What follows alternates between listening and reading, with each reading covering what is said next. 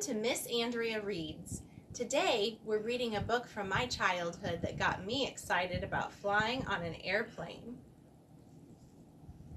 We're Taking an Airplane Trip by Dinah Moki, illustrated by Carolyn Bracken. We're taking an airplane trip. Thumbs up for the title page. We're here, Elizabeth said happily as the taxi stopped at the airplane terminal. Elizabeth and Jimmy Baldwin were going to visit their grandparents. It was their first airplane trip, and they were flying by themselves. Mr. Bear is a little scared, said Jimmy, hugging his teddy bear, but I'm going to hold him the whole way. Mr. Bear has nothing to worry about, said Mrs. Baldwin. Airplane trips are exciting. Mommy, may we sit by a window? Elizabeth asked when they reached the check-in counter. The ticket agent smiled. Let me check my computer, he said. He pressed some buttons and looked at the screen. Yes, he said, I have just the seats for you. Then he gave them special flight pins to wear. The agent put flight tags on the suitcases and set them on a conveyor belt. Away they went through a door in the wall. Where's my suitcase going? Asked Jimmy. Down to the baggage handlers, said his mother. They will put it on the plane. The ticket agent gave Mrs. Baldwin boarding passes and told her that the children's plane would be leaving from gate 9. On the way, the Baldwins saw all kinds of stores and restaurants full of people. Jimmy liked the busy terminal, but he held on tightly to his mother's hand, and Mr. Bear, too. They stopped at the security area, where security agents were making sure that no one carried anything dangerous onto the plane. Elizabeth and her mother put their bags on the conveyor belt to be checked by the X-ray machine. Then they all walked through the metal detector. While they waited in the departure lounge, Elizabeth and Jimmy looked out the big windows and saw their jumbo jet. Mechanics were checking the engines.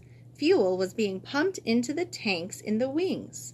Baggage and supplies were being loaded on board. Finally, it was time for Elizabeth and Jimmy to board the plane. They went with their mother ahead of the other passengers. A flight attendant named Becky showed Elizabeth and Jimmy where their seats were. I will take good care of the children, Becky told Mrs. Baldwin. Mrs. Baldwin kissed Elizabeth and Jimmy. I have to go now, she said. I'll call you tonight. Have fun. Jimmy looked worried, but Becky told him she had a special treat for them. Becky took the children to the cockpit to meet the crew. The captain, the co-pilot, and the flight engineer explained the flight plan and some of the instruments. Then Becky took Jimmy and Elizabeth to see the rest of the plane. The jumbo jet was very big. It had seats for hundreds of passengers. There were several galleys where the flight attendants prepared the passengers' meals. There were lots of bathrooms and 3 different movie screens. Becky took Jimmy and Elizabeth back to their seats. I have to sit by the window, said Jimmy. Mr. Bear wants to look out.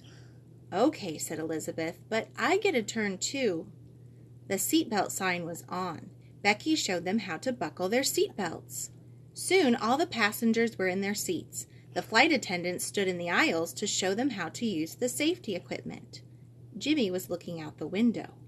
Jimmy, Elizabeth whispered, you're supposed to watch.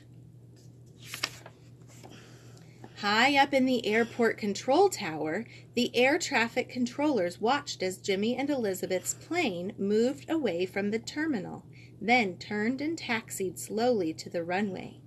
One controller talked to the pilot by radio, telling him that there were 4 planes on the runway, ahead of the jumbo jet. Finally, the controller told the pilot that he was clear for takeoff. The engines on the big jet began to roar. The plane raced down the runway, faster and faster. Elizabeth and Jimmy felt as if they were being pushed back against their seats.